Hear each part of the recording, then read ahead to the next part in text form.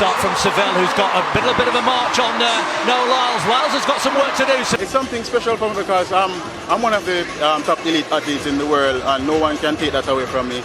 Seville is going really well here. Seville's going to win this. Brilliant win.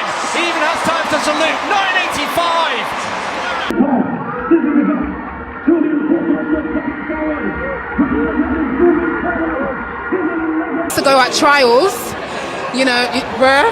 Yeah, because honestly, I felt something, to be honest. I know that a lot of people don't believe that.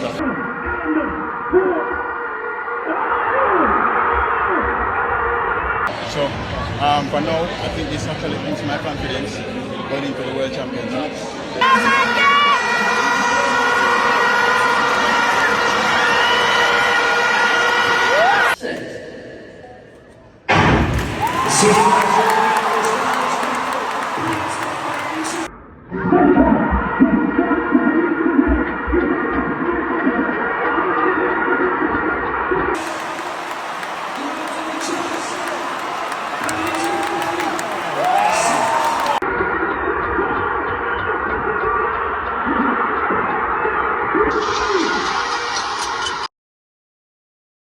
In a stunning upset that no one saw coming, Jamaican sprinter Oblique Seville just sent the track and field world into meltdown with a jaw-dropping 9.85-second performance at the London Diamond League, dismantling a stacked lineup that included the reigning sprint king himself, Noah Lyles. Fans barely had time to blink before Seville crossed the line first, leaving elite athletes trailing in disbelief behind him. This wasn't just a win, it was a warning shot, a line in the sand. A gauntlet thrown down just weeks before the World Championships. For those who dismissed Seville as an outside threat or labeled him inconsistent, this performance silenced every critic in the loudest way possible. And the timing couldn't have been more perfect. Noah Lyles had entered this race with confidence, looking to assert dominance in his 100 mil or so season opener. But instead, he found himself flat-footed against a Jamaican sprinter who had clearly been sharpening his blade in the shadows. As fans and analysts scrambled to make sense of what they just witnessed, one truth became undeniable. Oblique Seville didn't just win. He humiliated the favorites on one of the biggest stages of the season. And the world took notice. For years, Oblique Seville has been the quiet storm of Jamaican sprinting. A man with raw speed, unreal potential, but often cast in the background of shinier names like Kashane Thompson, Noah Lyles, or even Akeem Blake. He was always almost there. Talented but inconsistent.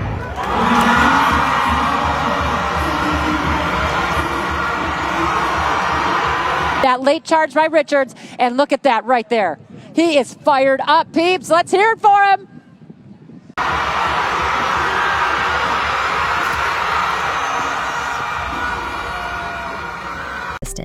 Gifted but underwhelming when it counted. And for that reason, he never quite got the respect he deserved. But make no mistake, this win wasn't luck. This was the product of quiet work, discipline, and something more dangerous: hunger. Seville was written off by fans and doubted by media, but behind the scenes, he was preparing to strike. And when the moment came in London, he didn't just rise to the occasion, he exploded past it. His 9.85 wasn't a fluke. It was a deliberate ambush. A cold, calculated reminder that the next Jamaican sprint star isn't coming. He's already here. It wasn't just that he beat Lyles. It was how he beat him. With poise, with authority, and with a message written in all caps. Stop sleeping on me. If the world wasn't watching before, they sure are now. And Oblique Seville is making it clear. He's not the underdog anymore. He's the one to beat. From the moment the gun fired, Oblique Seville made it clear this race was going to be different. No hesitation, no nerves, just pure execution. He exploded off the blocks with a reaction time that was sharp and clean, immediately separating himself from the field. Akeem Blake, to his credit, had an excellent start as well, but Seville's transition phase was immaculate. By 40 meters, he was already pulling away, and by 60 meters, it was game over. Noah Lyles, known for his devastating top-end speed, never even got the chance to hit his gear. The gap was too wide. And then came the most shocking part. Seville shut it down before the line. That's right. He coasted the final few steps. No lean, no dive, just cruise control, knowing full well that victory was in the bag. His official time? 9.85 seconds. But given the conditions, rainfall, a wet track, and a 0.6 ms headwind, it could have easily been a 9.7 performance on a clean day. Zarnell Hughes, the British hopeful, finished third with a solid 10.02.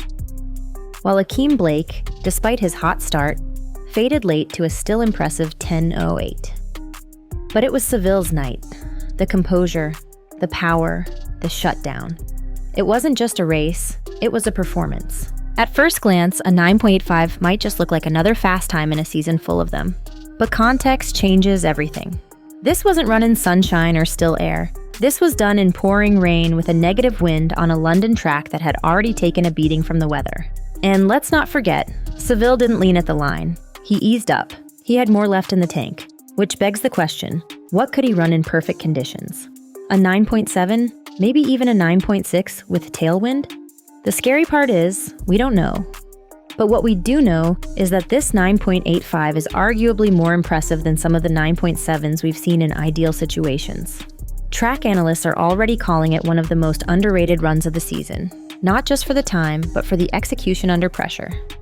This was Seville's first major international 100 millas race of the season, and he treated it like a final. No nerves, no slip-ups, just dominance. And that dominance, in those conditions, proves one thing. Oblique Seville isn't just fast, he's dangerous. Give this man the right stage, and we might be looking at Jamaica's next sub-9 to 80 star. Noah Lyles is no stranger to pressure. The American sprint superstar came into this season on a high, after a triple crown at the World Championships and plenty of social media buzz about taking over Usain Bolt's legacy. But in London, Lyles got a dose of something rare, reality. Despite running a season's best 1000 flat in his first 100 millas of the year, Lyles looked off. His top-end speed didn't pop the way it usually does, and by the time he tried to rally, Seville was long gone. It wasn't a blowout, but it was decisive. Lyles has always been known for his swagger, but this result may have shaken something inside him. His interviews before the race were confident, almost dismissive of the Jamaican challenge. But after this loss, he left quietly, eyes down, no big celebration. That says a lot. It's not just that he lost, it's who he lost to and how. Seville didn't beat him in a lean. He didn't out-dip him at the tape. He destroyed him from the gun and never looked back. For Lyles, it's a wake-up call. For the world, it's a reminder. In the 100 millas, anything can happen. And right now, Jamaica's rising stars are rewriting the script. If this was just a preview, then the championship might deliver one of the greatest 100-meter showdowns in modern history. Seville's statement in London wasn't just about medals, it was about momentum. It flipped the power rankings. It threw the predictions into chaos. And now, heading into the world stage, the questions are bigger than ever. Can Noah Lyles bounce back? Can Keishane Thompson hold his nerve under Olympic pressure? And will Oblique Seville finally get the respect and the medal his talent demands? One thing is clear, Jamaica isn't just back. It never left. And with performances like this, Seville has positioned himself not as a dark horse, but as a frontrunner. The 100-meter is no longer a one-man show. It's a battlefield. And if Seville can run 9.85 in the rain with ease, then the rest of the world better tighten their spikes. Because come September, it won't be about who has the most hype. It'll be about who delivers when it counts. And right now, Seville looks ready to burn the track down.